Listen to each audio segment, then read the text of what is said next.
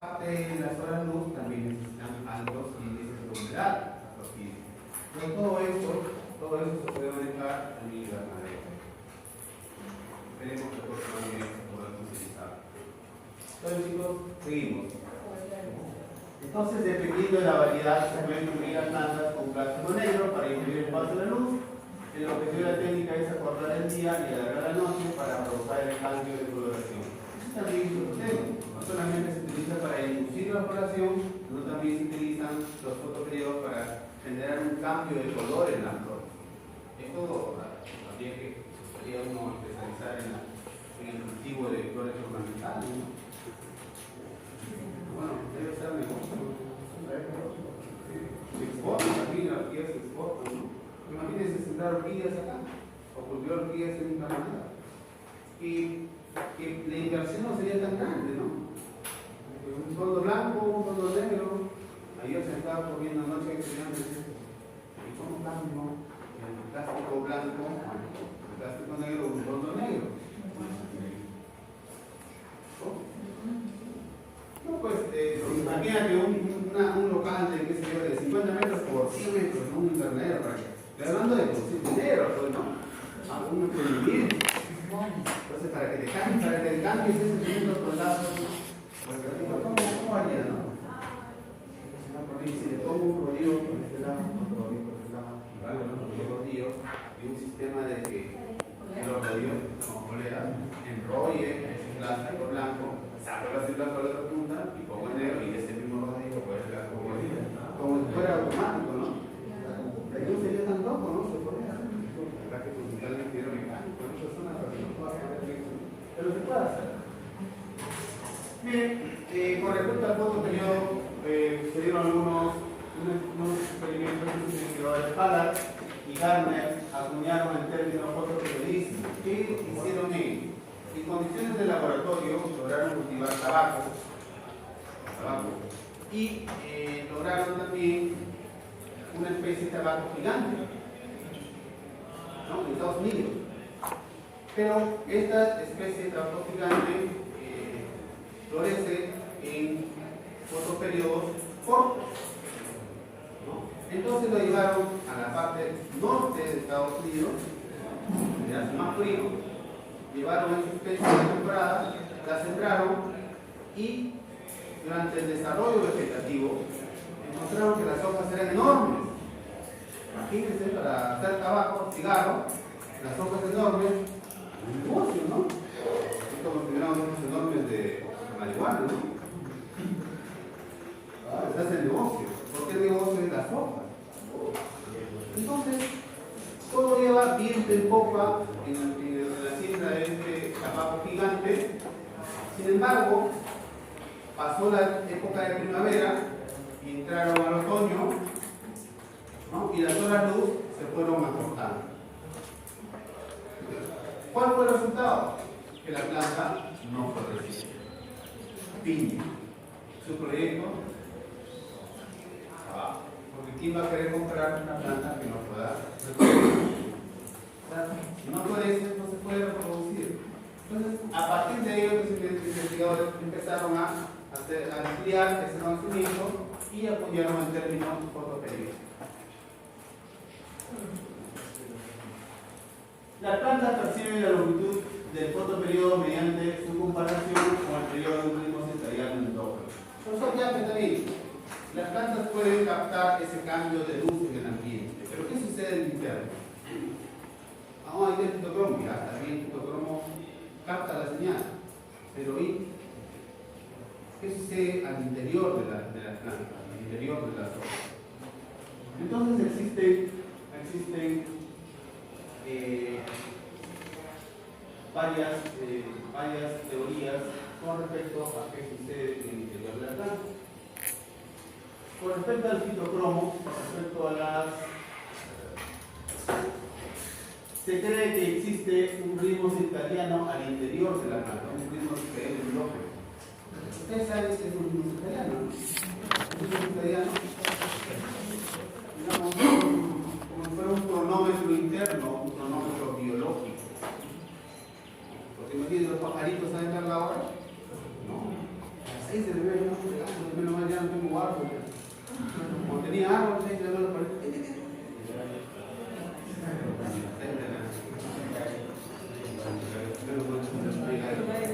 Entonces, miren, todos los organismos tenemos un ritmo circadiano interno.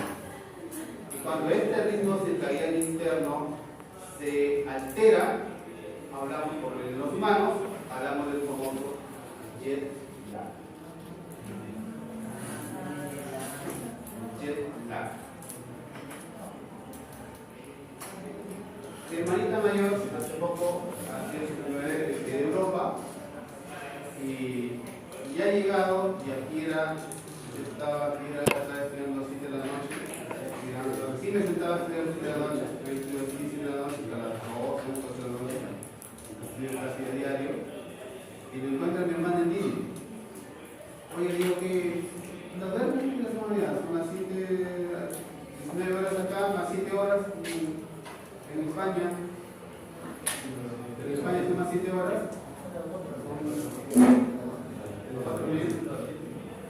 Son 19 horas, más 7. 26, 2 de la mañana. 2 de la mañana.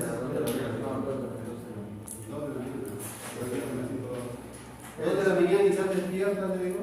Es que no puedo dormir. Y así estaba como una semana. Porque está acostumbrado, como el novio lógico, está acostumbrado a Perú. A Perú se terminaría de la noche, pero allá, a 10 de la noche, allá sería a las 5 de la mañana, a las 5 de la siguiente, chaval. Es el famoso jet lag, que obedece a la alteración de este ritmo circadiano. En las plantas también se menciona que existe un ritmo circadiano que se conecta o se traslapa con las horas luz. Existe un trabajo, un experimento de interrupción nocturna con luz roja y luz roja lejana, demuestran un papel del citocromo en la fotoperiodicidad de las plantas de día corto y de las plantas de día largo. ¿Qué sucede acá? De manera normal, acá vemos un fotoperiodo largo o corto. Las horas luz aquí, corto. Por lo tanto, ¿qué tipo de plantas van a florecer? ¿Las de plantas de día largo o día corto? Las de día de día corto. ¿Estamos? Y aquí, ¿qué sucedería en la parte B? Fotoperiodo corto. Pero que aún ocioso, aún intrépido, lo experimentó. Se le ocurre acortar la noche, ¿no? La planta está dormida ahí en noche, y como a las 12 de la noche, 1 de la mañana, le mete luz. Le aplica, interrumpe la noche aplicándole luz roja de 660 nanometros de longitud. ¿Y qué causa la aplicación de esa luz roja? El acortamiento de la noche. ¿Cómo identifica la planta a esa aplicación de luz roja a medianoche? Interpreta que la oscuridad se acorta, interrumpe la oscuridad. Cree que esa primera interrupción va a generar que toda esta parte sea de luz y no de oscuridad. Le engañan aplicándole luz roja a la planta. ¿Y qué sucede? ¿Quién florece? ¿La planta de día corto o la planta de día largo? ¿Por qué florece la planta de día largo? Porque se altera el periodo de oscuridad aplicándole luz roja. Esta alteración engaña, miente a la planta y la planta lo identifica como si el periodo de luz se prolongara. Y como se prolonga el periodo de luz, el fotoperiodo es más largo, florece las plantas de día largo.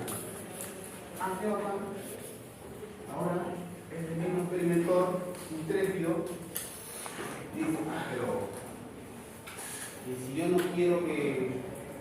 quiero revertir esa situación, agarra y la aplica, después de aplicarle luz roja, se aplica luz roja lejana. La luz roja lejana llega a puede tener una longitud de onda de unos 750 nanómetros.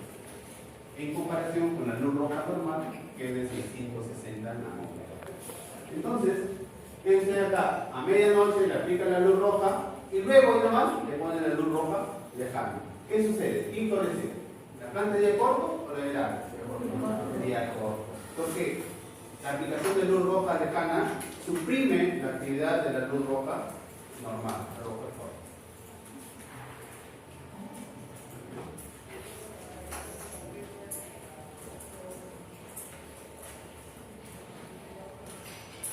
En esta figura quiero que se den cuenta de lo siguiente.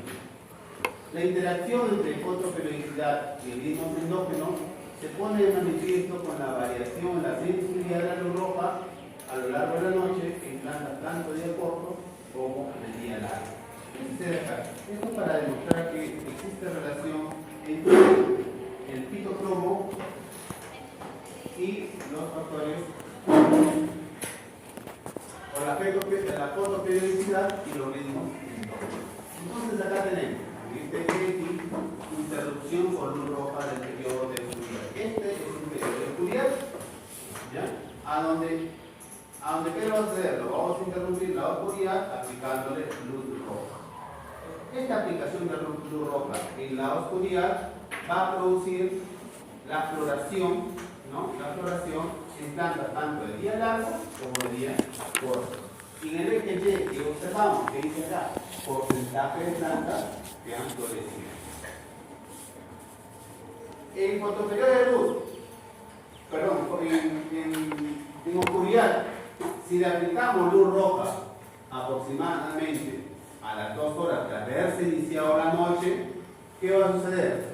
En las plantas de día largo, ¿van a producir bastantes flores o pocas flores? Pocas flores, acá el 50%, acá pues será 20%, ¿no?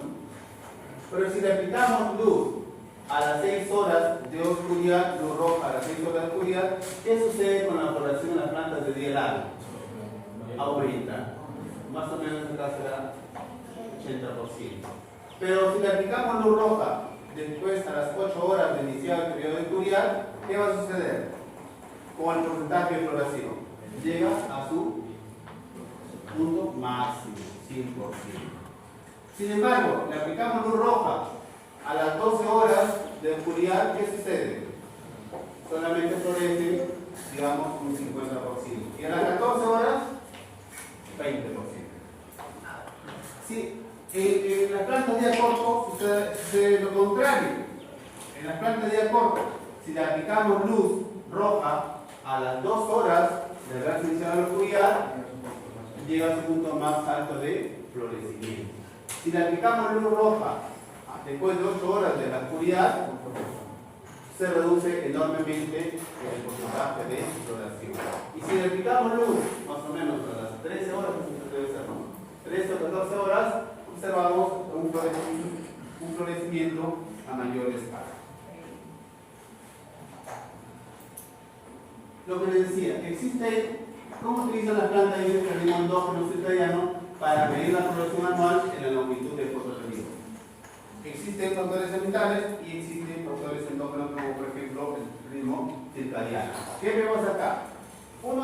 Existen dos teorías para poder explicar lo del ritmo circadiano en la planta. Una, generada por el investigador Bali, que observó en la parte superior, ilustra el modelo de coincidencia externa de este autor Bali.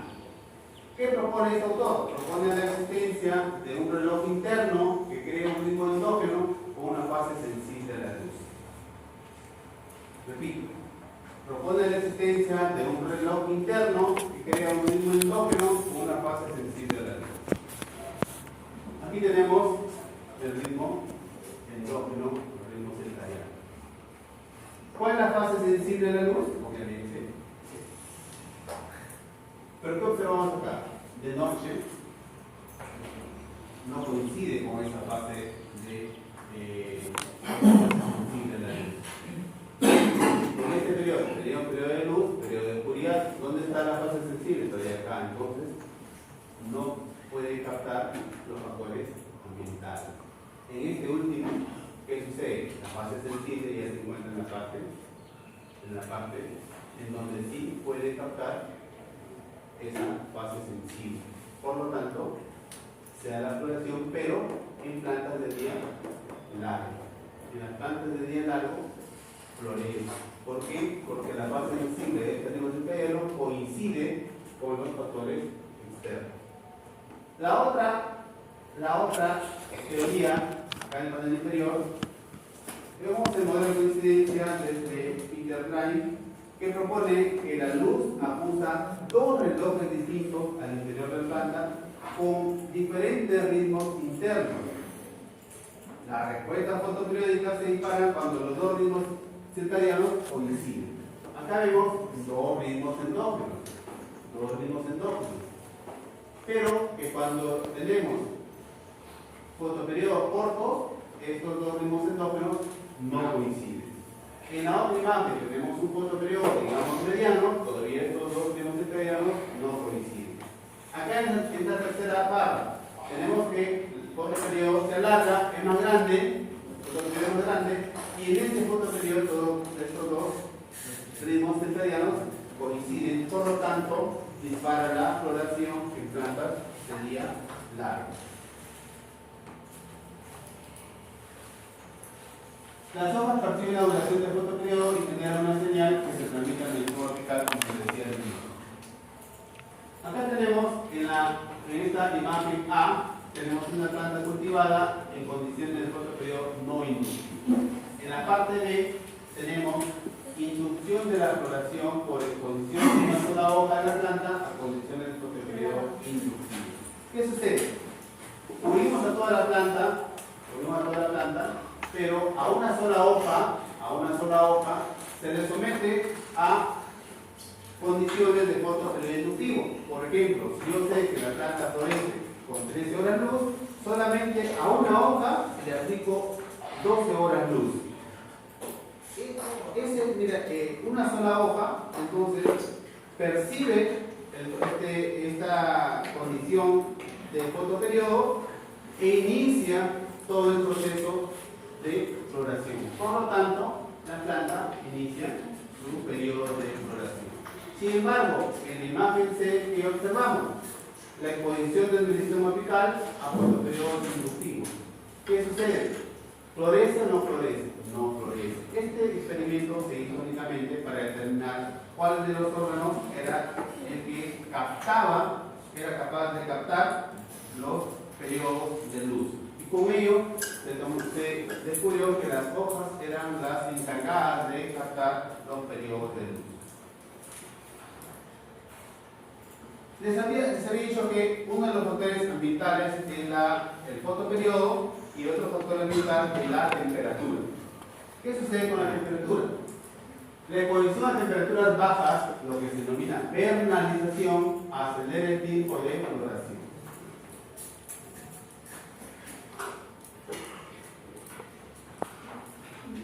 En el trigo, el centeno o la cebada se conocen variedades de ciclo largo, variedades de invierno que deben sembrarse en invierno para que florezcan en primavera y fructifiquen en verano.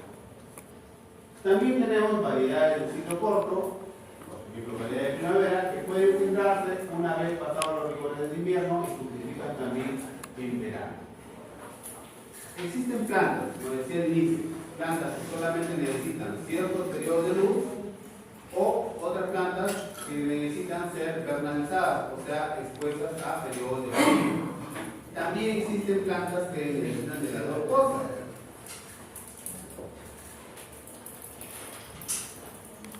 ¿Qué es la vernalización entonces? Es un término que describe la promoción de la floración después de la exposición a baja temperatura. A diferencia de quién capta qué órgano capta el fotoperiodo en las plantas, habíamos quedado, ¿cuál es el órgano que capta el fotoperiodo en las plantas? Las hojas. En contraste a ello, la vernalización no es captada por las hojas, sino por los meristemos apicales. Es un fenómeno inductivo y de carácter no general que provoca aptitud para la floración. La vernalización es igual a aplicar a exponer a las plantas a un periodo de fluido. Eso se conoce como gobernante de salud. ¿Y cómo se anula? Se anula exponiendo a las plantas a una temperatura de aproximadamente 20 grados centígrados. ¿En dónde es necesaria la vernalización? Es más común en plantas de día largo. En el caso, por ejemplo, de los lirios, de la flora ornamental, que también debe ser vernalizada para florecer. Las bajas temperaturas deben ser aplicadas a los bulbos o a los árboles. La vernalización también genera un carácter cuantitativo y un carácter cualitativo. ¿Cuál es el carácter cuantitativo? En la imagen A que observamos, si no se vernaliza el ápice de la flor, ¿qué va a suceder? No va a florecer. En la parte B que tenemos, se vernaliza al ápice y se produce la floración. En la parte C que ven, ¿qué pasa si injertamos una planta vernalizada en una planta no vernalizada? ¿Qué va a suceder? Esta sí va a florecer. Sin embargo, si injertamos el ápice no vernalizado en otra planta, esta no va a florecer. Carácter relativo. ¿A qué se refiere el carácter relativo? Porque las plantas, por ejemplo el lirio, que provienen de bulbos sometidos a la vernalización, emergen de manera más rápida y uniforme. Sin embargo, cuando no se vernaliza, el tiempo de emergencia es más largo. Acá tenemos ejemplos de especies con requerimiento de vernalización, por ejemplo, el incepa, la cebolla, el crisantemo, plantas de día largo, por ejemplo, la Arabidopsis, la avena, esta es la beterraga, la cebada, el trigo, que son plantas de día largo. También existen plantas neutras al corto periodo, como por ejemplo la zanahoria y la lunaria anua. Desarrollo floral. Pues bien, hemos visto cómo es que las plantas pueden someterse a los factores ambientales y a los factores endógenos para poder florecer. Pero ¿cómo se regula eso? ¿Cómo se regula de manera